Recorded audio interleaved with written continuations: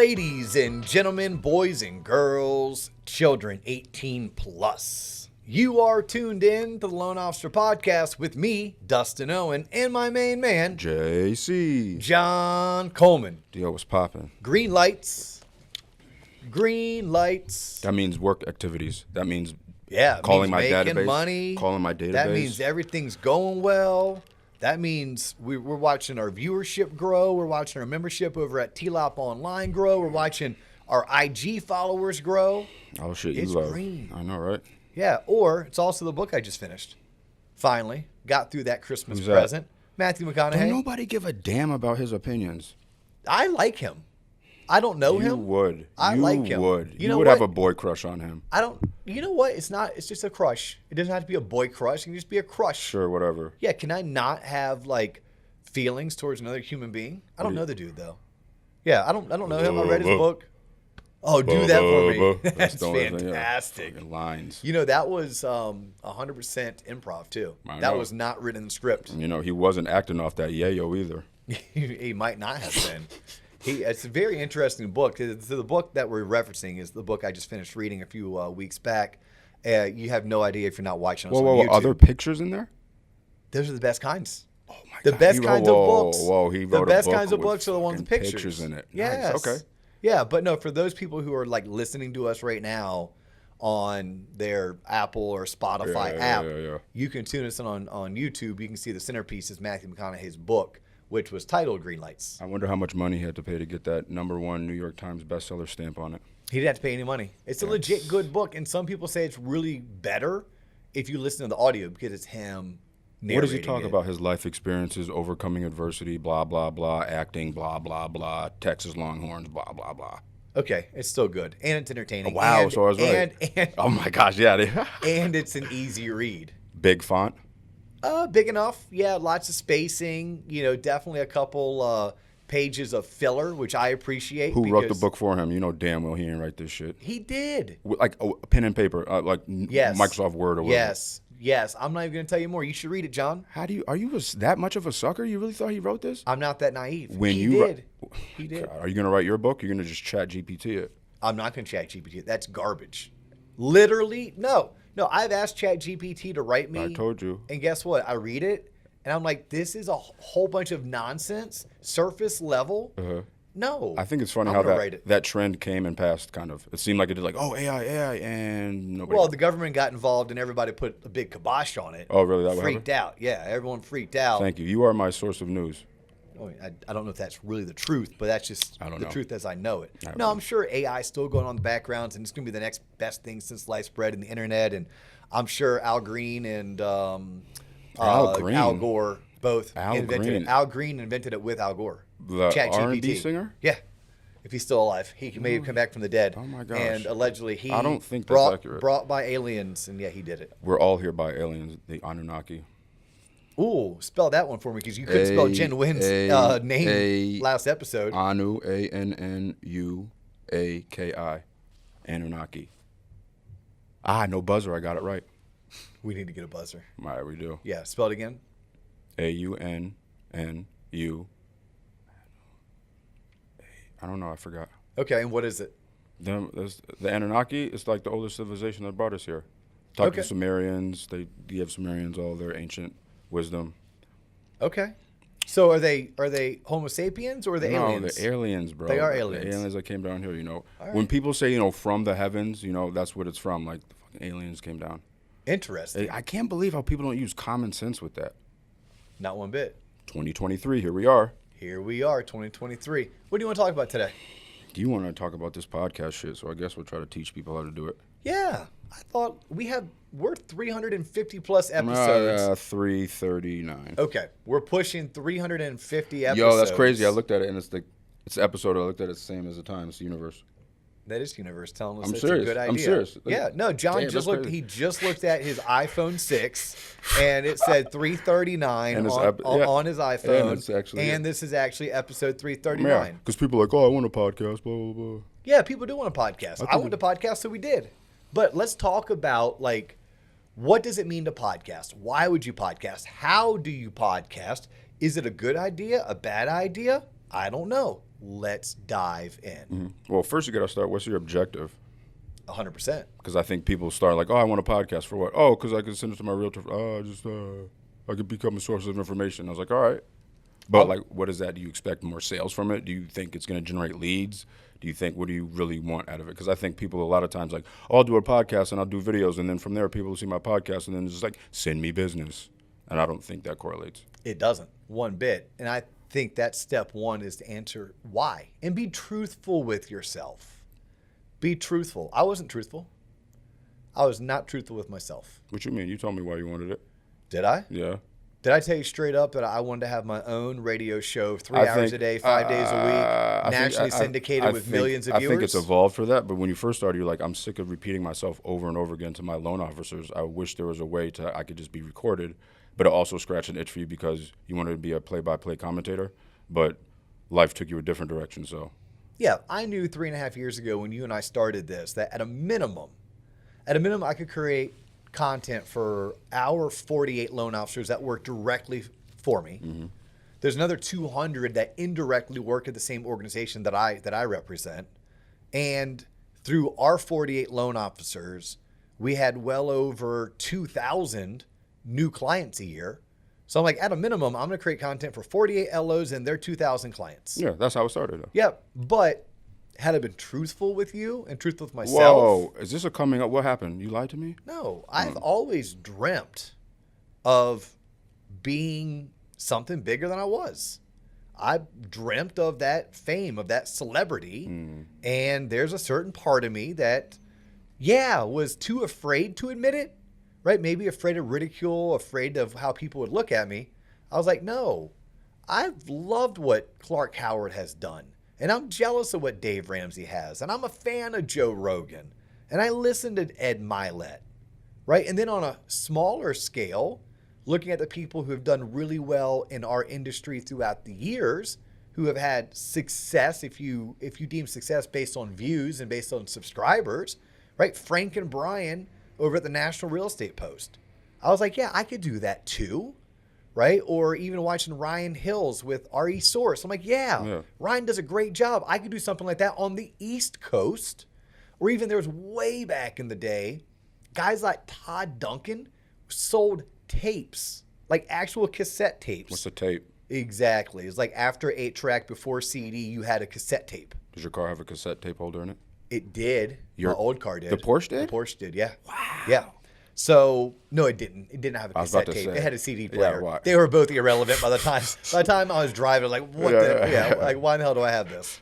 But, like, there was that part of me.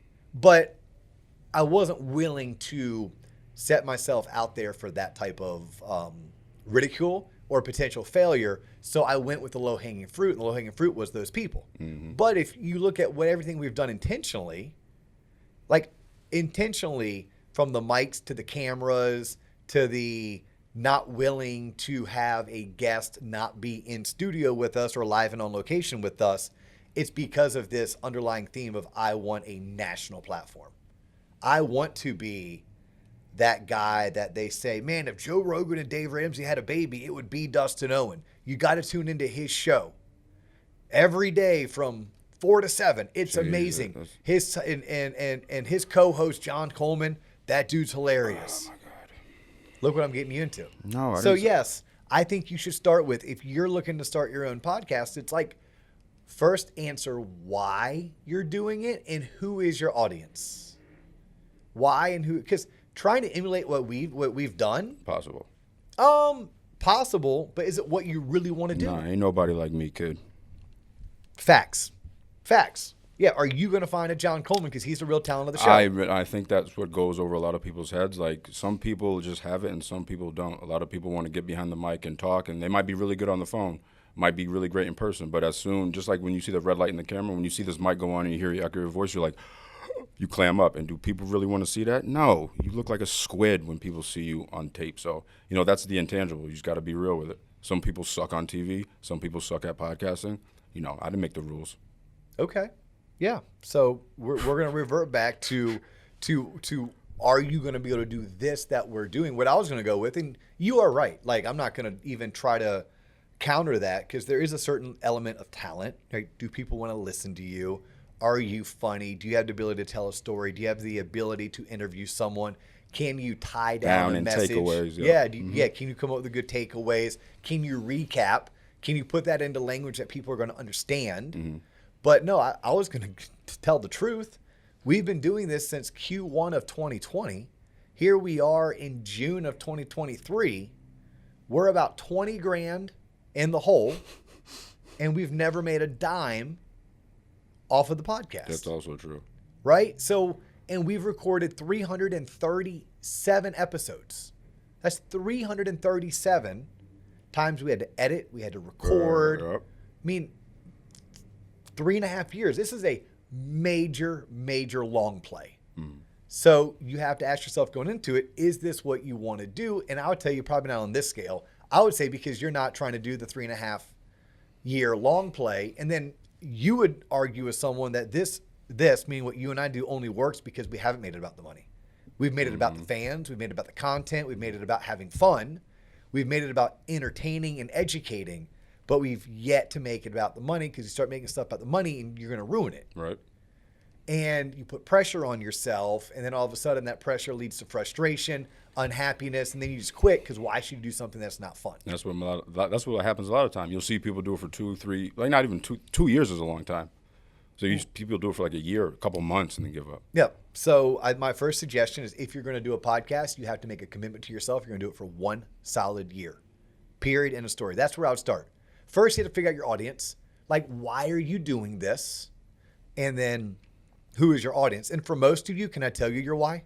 Is it okay if I do that? Yeah, tell them. Okay. For most of you, your why is, I'm doing a podcast because I want more people to know who I am and what I do for a living.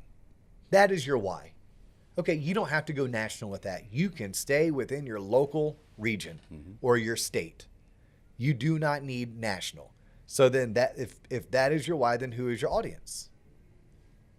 I would tell you that your audience is the people who can refer you the most business. That's your audience. So if I'm a loan originator, my audience is real estate agents and home builders.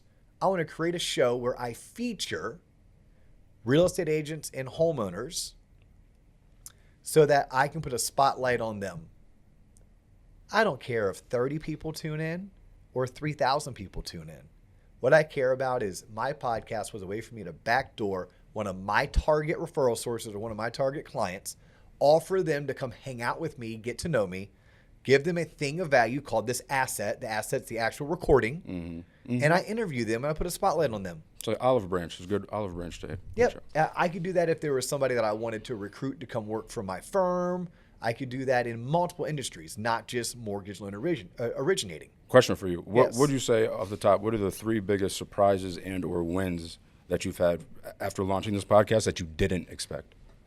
If you can think of that. I can't think of that. That's a fantastic question, one in which you stumped me. So something that has come from the podcast. Fine, maybe not surprising. What are the 3 biggest, like we stuck with it and now I start, what are the 3 things you're most, proud of or some shit? I can't even be most proud of. I'll tell you one thing that I'm kind of stumped about. I thought the consumer would find this. And I've realized that the consumer doesn't necessarily find podcasts. A consumer is going to find a TikTok reel. A consumer is going to find an Instagram reel.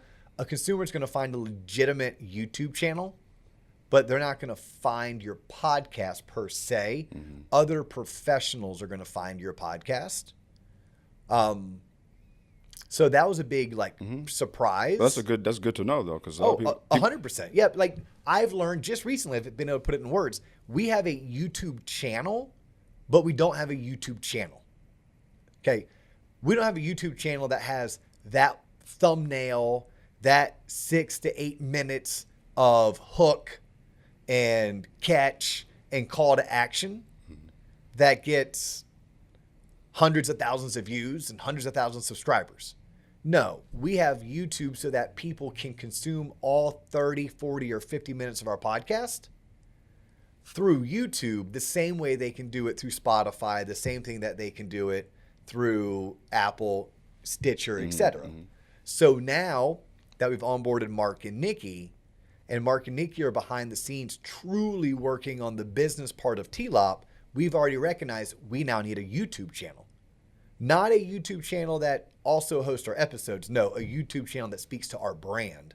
A TLOP presents shit they don't teach in school type, and then we can get in the studio, and as we're creating intentional content for our website, then we can also create intentional content for this secondary, almost like sister station.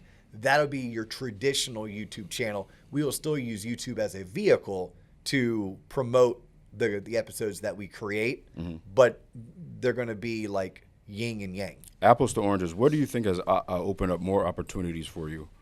Being the podcast host as recently, or being like a VP of Waterstone? What has opened more doors? You probably say Waterstone, but yeah, I would tell you that, because you got to think, you and I have been at the podcast for 3.5 years, but people just started recognizing us about a year ago. Just now. Yeah, or just now. Yeah. Right? Like, we were today years old when we started to take off. Yeah. And that's most things, right? Like, you study. I read a book that a listener had bought for me on habits.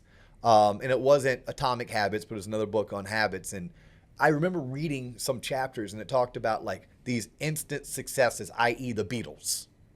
And then you learn that the Beatles weren't an instant success. They were teenagers that were still in school doing gigs 3-4 nights a week in nightclubs that they were too young to be in some seedy parts of town, in some dodgy places. But it was there where they honed their craft. It was there that they gained the confidence to push forward.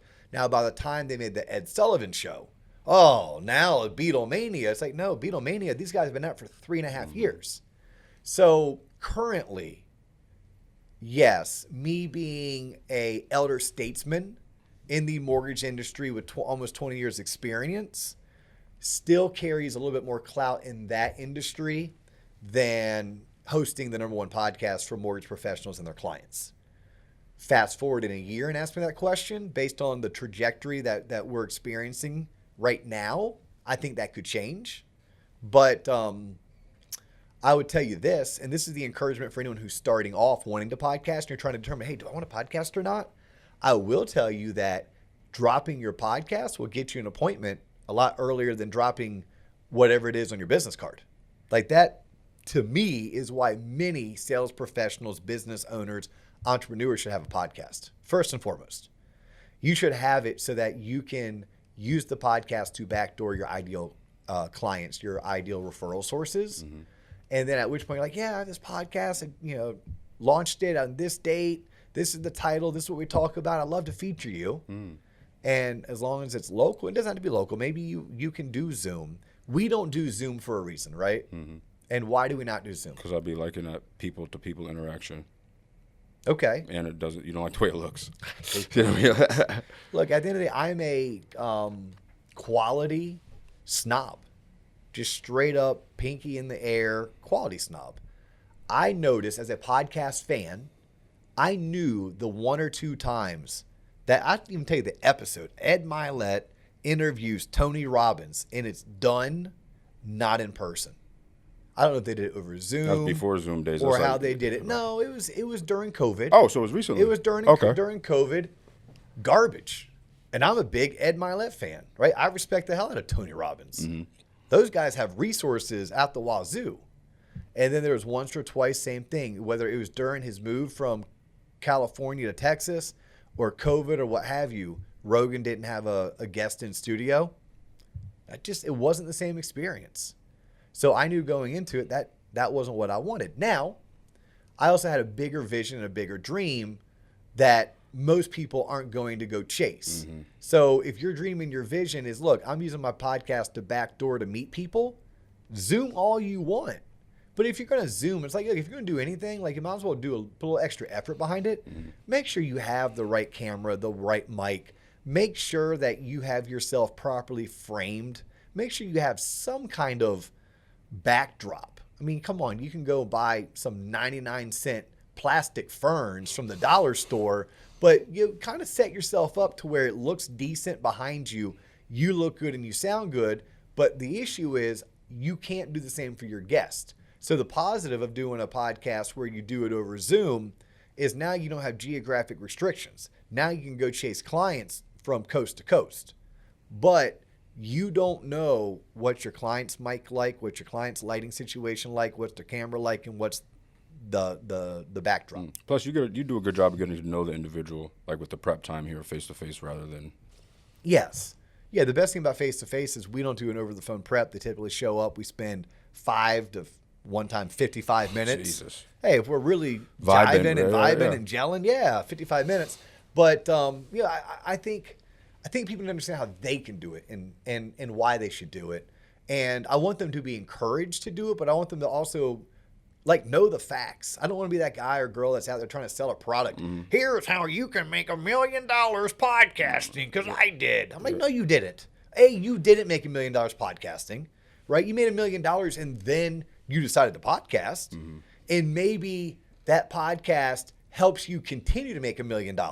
But that probably 99 times out of 100 was not your original business idea. This is not a cash cow industry for startups. Yeah, but can you use your podcast to accentuate what you're already doing? Of course you can, right? Is it easier to pick up the phone and cold call someone you don't know and just ask them to meet with you blindly or become a business client of yours blindly? Or is it easier to backdoor them through asking them to be a guest on your podcast, at which point you can build a relationship, offer something of value? Yes, 100%.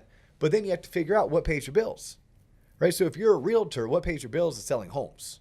What pays your bills is actually lead generating so that people who want to buy homes and sell homes call you first. From there, you figure out, are you going to represent them or are you not going to represent them? If I am a real estate investor, what pays my bills? Well, unless I own a coaching company, then what pays my bills is finding distressed homes for sale, buying them, fixing them up, and then reselling them for a profit. So if I'm podcasting and I'm dedicating X amount of hours to that per week or per day or per month, I have to ask myself, where's my ROI on my time? And am I a professional podcaster or am I a professional real estate investor, realtor, life insurance salesperson, financial advisor, or loan officer? And then how am I using that podcast to accentuate what I'm already doing? Right. Well, now, I think that's maybe a common mistake people fall into. Well, people think it's easy too. There's a lot. If you want to do it right, it's a lift. Like you can't just go on Amazon, get a kit, have it sent to you, and just record it once. Because what people find out, they finally have all the equipment set up, they record it, but then they're like, all right, that's just step one. Like you got to upload it, you got to title it, you got to, if you want to edit it, you have to do that. You have to listen to it back. There's quality control issues.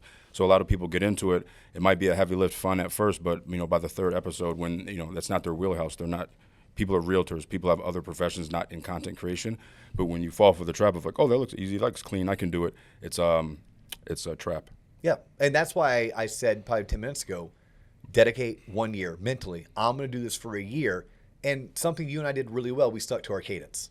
Not just any cadence. Every Tuesday, every Friday, we're dropping an episode. We knew that come hell or high water, every Tuesday, every Friday, and nothing gets in the way. It allowed us to stumble and bumble and get through the first 40 episodes before we started to find our groove at 41. We probably weren't in our groove until 61, right? And then from 61 to 161 to 261, each 100 episodes, we still continue to improve and get better. And even today, when we sat down, the first thing I wanted to do was triage the last episode that we did for the Mortgage Action Alliance. Talk about how we could have done that better if we were in a different studio, if we had a production assistant and we had a research assistant. And our eye is still on improvement. I think the people who want to start doing it, stick it out for at least a year. We actually said 2 years, but at least a year. Find your cadence and stick to it. Once a month might not be enough for you to ever get good. Twice a week may be too much. Yeah. You may need to be once a week or once every 2 weeks. Whatever your cadence is, you stick to it. What days are you going to release? Every Wednesday, every other Wednesday, whatever the day may be, you have to find it. And then you have to remember what you do to pay your bills. And maybe you're not up to learning a new skill set. Maybe you're not learning to edit. Maybe you're not learning how to use that software. Maybe at a minimum, you can buy the equipment, you can record it, and it's worth paying an outside source a couple $100s. This is an investment into your business, both in time as well as in money, John and I have invested. Think about that. We said $20,000.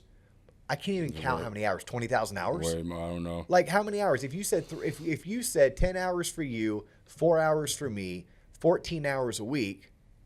14 hours a week times 52 weeks out of the year That's math. is 900 plus hours. Malcolm Gladwell We're said 2,700 hours, John, into 10,000. Didn't you say Malcolm Gladwell said you got to do something for 10,000 hours or some shit? Yeah, 5 years. Yeah, typically 5 years if you're working 40 hours a week. Damn.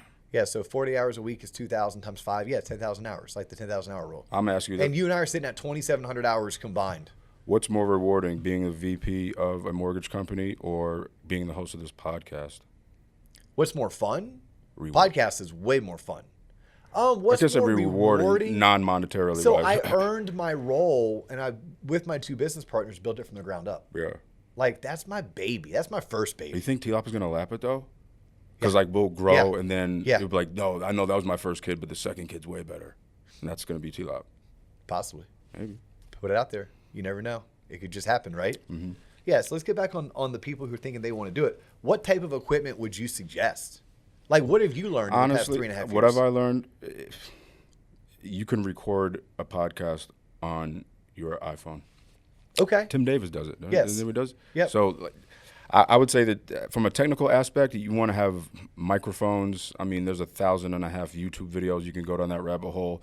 But I'm always on the advice of just whatever you have to use it. Because what's going to happen, you're going to go online, you're going to order a bunch of shit from Amazon. You're not going to know how to put it together. It's going to come to your house, it's going to sit in the box. Then one day on a Saturday, you're going to have a couple glasses of wine, feel inspired to learn how to do it, get everything set up, and then when you actually start doing it, you're like, holy shit, this is a lot of work. I didn't make any of my prospect calls. I didn't do anything. Where juxtaposition, you could just literally pick up your phone, record your voice, and that's just somewhere to start. Because even you and I started, the first like 2-3 episodes, we didn't have any video on it. No, we didn't. We had no video. We didn't have these mics. No, we had. And we didn't have our Scarlett. Yeah. Right? It took us doing it. I'm like, God, why is the audio terrible on John? Yeah. It was fine on me. It was terrible on John. So had to do some research, went and bought a Scarlett. And then all of a sudden, were they still these mics? Or were they? It was the stand. Remember, you had those obnoxious stands that came up here. Yeah. It was, Yeah. But it's, I mean, you have to understand it's an investment. It's not if you want to make it really cool, but don't get paralyzed by how it looks, because there's a lot of pretty looking podcasts, let's say, that really pop. The audio is great, but do I really want to hear what this person's saying? No. So. Well, that's the intangible. Like, you literally have to ask yourself, and I don't think many people are willing to tell you this because they want to sell you some product or sell you some service. What makes you think that people want to hear what you say? And that sounds very narcissistic coming from someone who has a podcast. I'm funny as such, so that's why people want to hear from me. Okay. Like, no, I at least had enough successes throughout my career where the compliments came in a manner that gave me the confidence to think, you know what? I hope I'm not being overly arrogant or overly narcissistic to think that people are going to want to listen to me. It is a little bit arrogant. It is a little bit narcissistic. But you also, you study, you know what you're saying. I mean, you're knowledgeable. I think that's why it comes across as natural, because it's a point of education. You know what you're talking about. If you were faking it and fluffing it, you'd be bumbling and stumbling all over your words. Correct. And I was doing this, just not recorded. And people were telling me, I wish you recorded this. Right. I wish this was recorded. Right. So then finally I'm like, F it. I would just go record it then. And let's hope that those people weren't wackos and asked me to do something, because really they were laughing behind me, you know, or behind my back.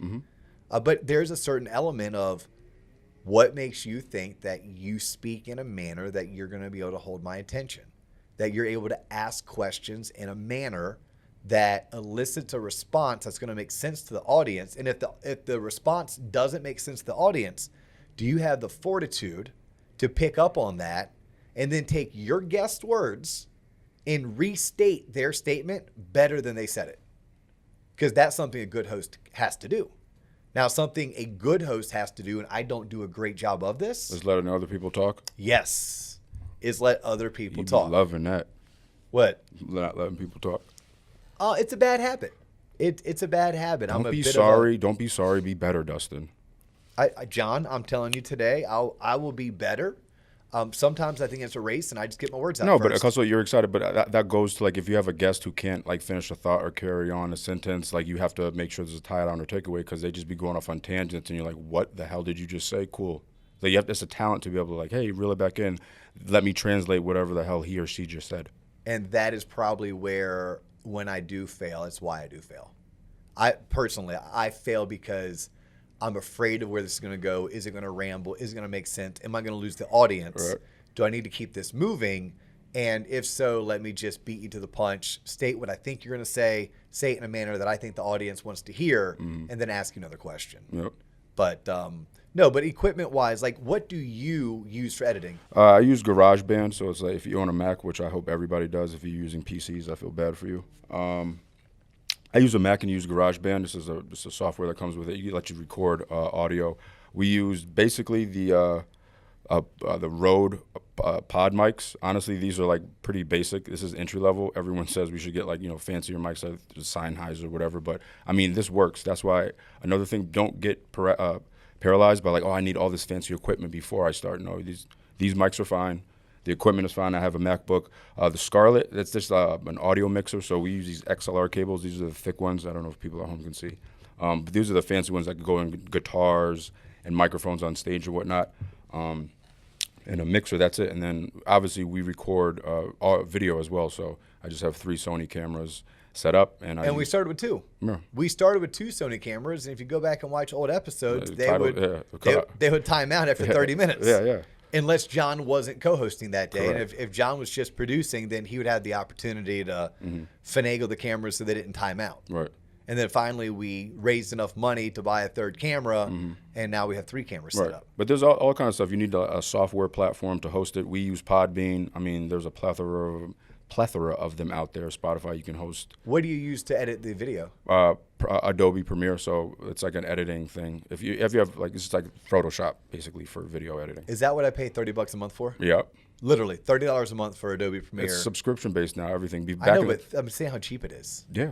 Like how cheap it is. But, shit, I could up. Yeah. Yeah, but I think the important thing is understanding again, why are you doing this? Who is your audience, and how much time are you going to put to this? Right. You may need to go spend some money and have someone get started for you. You need an intro, you need an outro, you need a name. Don't put too much time into the name, but make sure the name speaks to your core audience. Right? We called ourselves the Loan Officer Podcast. Did you know you wanted to call it some other wild shit? I still hate the name. The DO show. I hate the name. I love it. You love the name. Yes, because it's so basic. It's not overthought. You're like, I want a podcast for loan officers that helps talk about mortgages. I want you to call it the Loan Officer Podcast. Yeah, but it's going to be so difficult for us to continue to grow the audience. And that's where we have TLOP Presents. Shout out Tom O'Brien for that. Okay. Yeah, I'm telling you. All right. But, yeah, you need a name, and your name should speak to what you are. Right. Yeah, don't overthink it, because we sure as hell didn't. And it's a journey. You can't. I know you would like to think like point A to point B, but it very rarely does it happen that way. You can't think like, oh, by next year I'm gonna have 100,000 subs. And I'm gonna make this. It doesn't work that way. Just consistency is key. Always show up, and then you'll learn more from that than as opposed to like, oh, we're gonna set a goal and try to achieve it, because it's difficult with podcasts. You can't necessarily measure it like that. No, I mean.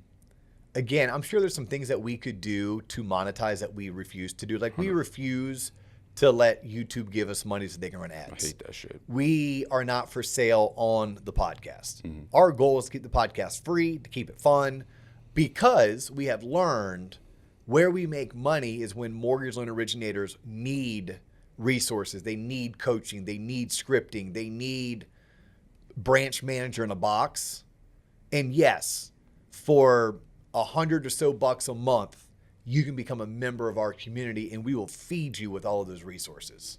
Right? Probably the best bang for your buck that you can get anywhere in the mortgage space is going to be our website. Right? So check it out if you have not done so already. Shameless plug right there. But if you notice, we're not plugging commercials. We're not doing that yet. I'm sure our audience at this point is big enough, 3.5 years into it, that we could. But man, a couple grand a month ain't worth it. Like, we're not trying to do this for a couple grand a month. It's not worth bastardizing our style and who we are. And that's when I would come back to, if you're podcasting, why are you doing it? For many of you, You're doing it to make connections. You're doing it to attract your ideal client to you, and your podcast is your vehicle. No different than taking them out to dinner would be a vehicle, or inviting them to some fancy event or conference would be your vehicle for getting in front of this person. You're just using a podcast because maybe that's fun for you, and maybe like the small things. It is kind of cool to have in your LinkedIn bio, creator and host of XYZ podcast, or on your email signature, creator and host of XYZ podcast. I remember when I was updating my email signature, and I thought that was so cool, and I was so proud of it. Nowadays, sometimes I, truth be told, will delete portions of that because I feel like my email signature is getting too big. Yep. But there was a part that was really cool. Back on the quality, and we'll probably have to find a way to wrap this up. But I wanted people to know there are resources. If you use clutch words too much, like, one of mine right now is right. So, John, right? I was reading green lights, right? I hate that shit. Well, I just tune out people when they say right. I hate and then I was talking to Pat, and then I'm like, no, I don't know. That's why I'm listening to you. Do I have clutch words? I don't know. I don't know if you have clutch words. Because I speak so infrequently. Because I don't shut up, and I never give you the proper opportunity. I say every once in a while. Do you? Mine definitely would be right. My big one. I honestly, when people are so well-spoken and don't have flub-ups, I tend not to connect with them because they seem fake and it seems too rehearsed. So I don't mind if people say just can't be like every like, but I think it makes us human. I sat through a presentation where I heard at least 11 times in a matter of 3 minutes, and I wanted to scream from the audience, no, I don't know. I don't know what the hell you're talking about. That's why I'm here. Just tell me. Right. It's not fair. That person was nervous. That person doesn't practice speaking in front of large audiences. Yeah, then don't get up there. What the hell? Not my problem. I think someone forced him or her to do it. Oh, voluntold. Yeah, I think it comes with the role. But if you're going to be in that role, then guess what you should do? Learn how Call Renee Rodriguez. Steve Richmond. And go through their programs. Yes. Like literally, you can study this. But nonetheless, I think that's all I have to say about that. There's so much we could do. I'm sure, John, people would love for you to put together a class on how to podcast. Yeah, leave in the comments if you're interested. But yeah, I'd start with this. Let's start with why. Let's start with who is your audience.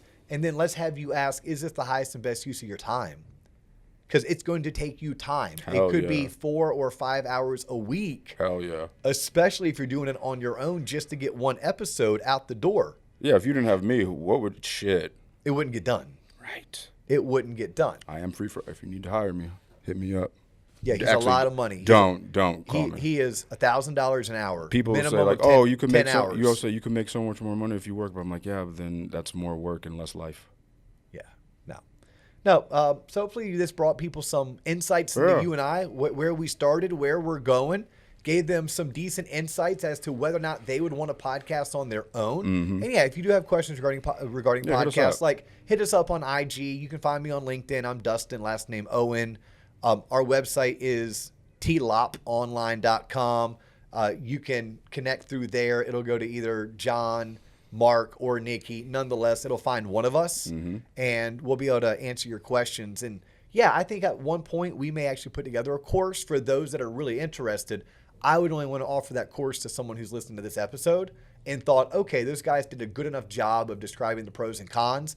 I think I want more. I think I want to do this. I think I have an idea. I think I have the talent, or I think I know how I could do this consistently enough to attract my ideal audience. And I would like to do this versus the other mechanisms to attract my ideal client to me. Well said. Yeah. But anyhow, his name is John Coleman. My name is Dustin Owen. That's all the time we have for you today, but we look forward to catching you on the next episode. Peace.